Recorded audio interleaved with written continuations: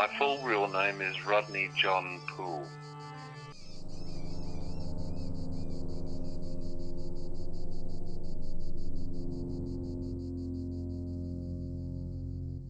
I come from a traditional art background. I would take months to do a drawing in Italian chiaroscuro method, but with the camera I found that I could take thousands of photographs in the same time. So I find the camera gives me far more to say in a visual sense and a great more flexibility. Whereas with drawing I was limited to a single image that would take months to perform.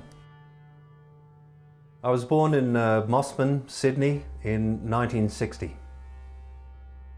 My parents had lived through the Great Depression, had taken part in the Second World War, and I think that martial tradition was imprinted upon me. I was taught boxing from the age of 5, I had my first rabbit gun at the age of 6. So by the time I reached age 17, I was totally ready to just enter military service. It was like a natural progression, if you will. A pretty disorienting process, which is how it's meant to be. You're meant to be separated from the world. You're meant to be acculturated into their way of being. It's very much a machine, and you're a part of that machine. Bastardization was still legal, and soldiers could be beaten or punished in all sorts of ways. And I can remember getting time off during basic training to come home, and my senses were blown away by all the colours that were around me in my old house, because I'd just gotten used to this grey, olive drab world where there was no colour. The regular Australian Army, I enjoyed it actually. It was like, Boy Scouts with guns, It was yelled at and screamed at and treated like shit. Then you pass through your basic training and you enter into a field unit. It was adventurous, yes it was hard, yes it could be brutal at times. However, I went on to pass into the SAS. The regiment was a different culture and populated by very different people. The SAS was very cruel. Their job is to work behind enemy lines. You're normally on the other side of the fence, as it were, running around in the enemy territory. Your chances of being captured are much higher. And to that end, the SAS regularly tortures its own people. You do what's called code of conduct training or resistance to interrogation training. It has various names to it, but the SAS had a deal with 1st Divisional Intelligence in Brisbane, where they would fly over the intelligence people and they would get to use us as guinea pigs, where they get a chance to practice their trade of interrogating people. You went through a process whereby you were stripped naked and kept in very uncomfortable positions for a period of days, and there was a white noise in the background with a compressor going, and the moment you moved in any way or flinched, there'd be someone standing over you, beating you and stopping you from moving. So it was extremely difficult and painful just being there. But then on regular occasions you were dragged off to be interrogated, and so you went through this process over a period of days, and the purpose of the training was ostensibly to familiarise you with what would happen, what might happen to you if you were captured. However, its real purpose was to instill a morbid fear of capture. And so after we'd passed through this, we talked amongst ourselves and we all agreed that we were never going to do that again. If it came down to it, we'd save the last round for ourselves or each other. And so the training worked. They know exactly what they're doing. It's something that's been nutted out very well over a long period of time. And so they basically instilled this fear of capture in us, and that afterwards we would pretty much do anything to avoid that. You're taught to, you don't take prisoners in the SAS, because you're usually with a small group of people, maybe 6 people is an SAS patrol, and you don't have any of the facilities or numbers to handle prisoners. So the SAS just kills people on the spot, and we've seen stories like that coming out of Afghanistan. So I don't think there's been any change. It's a Nazi-based culture to begin with. And I think there would be quite a number, not a large number, but a number of people wandering around Australia with numerous different problems. And there's no process to deal with that. There's not even a statistical database that follows these people. There'd be no way of getting a survey of ex-members to talk about things, because generally you're encouraged not to talk about it.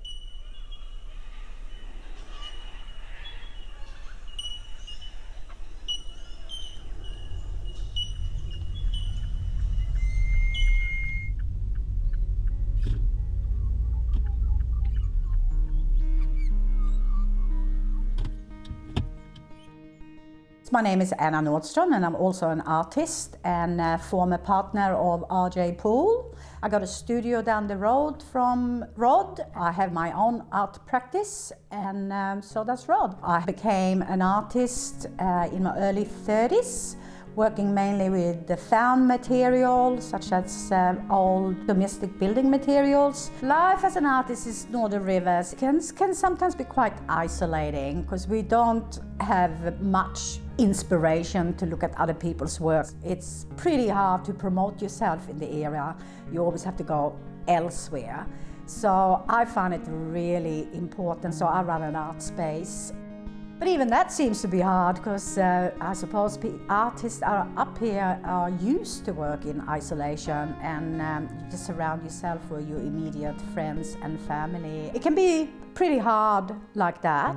The benefits of living here is the closeness to nature, lots cheaper. I would love to live in a big city amongst a hub with working artists, but it's impossible these days. So maybe we are in the right place, even though it seems to be a struggle.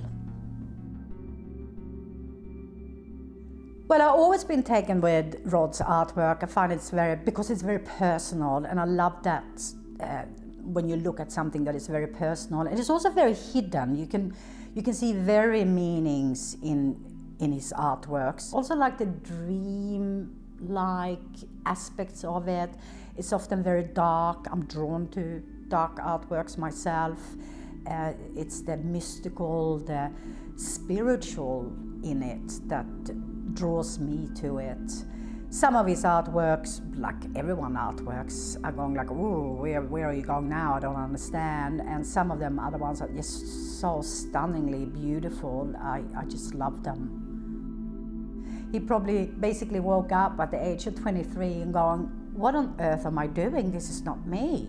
I'm writing poetry and I listen to classical music, and I'm in the army in the most severe form. And I think he quit closely around that age.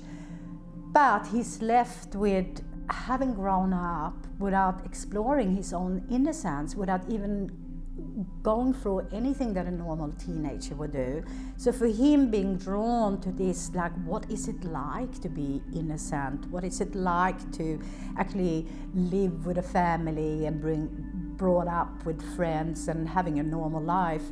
He lost. And also being brought up in that extremely masculine environment that he was brought up in makes him look at the innocent side from the feminine point of view. And I would say that he was probably pretty shaped by his environment as well. So he had to learn to find his feminine side. And I think that's what he's still working with, and it certainly comes through in the photographs. And I find that side very interesting and needs to be put to the forefront, I think, because that's what made Rod Poole starting to express himself in the form that he's still expressing himself in. After you exit the military system, you're not, there's no aftercare, there's no equipping you to re-enter society, so you're given all of the things you need to do the job at the time. However, there's no concern, no consideration for how you might have to deal with the rest of your life. So there's a lot of former members, particularly within the SAS, that don't function very well in the wider world, okay? Because the psychological outfall of what they've gone through is something for which they received no training, no equipping, no follow-up. I think if you could survey them, you'd probably find a ruined landscape of violence, broken relationships, drug addiction, you name it. Looking back now, I realise that I was never meant to be a soldier.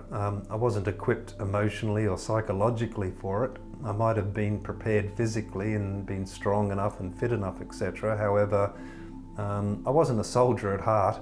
I've always been an artist. I was very determined not to end up back in the military because I couldn't function in society. I cut off all ties with the regiment. I didn't keep up with people. It's been a very, very slow process, however, and it wasn't until many years later that I even heard the word trauma. You know, I've gone about positioning myself in a very different world. So living on the far north coast surrounded by tree-hugging hippies is about as far away as you can get.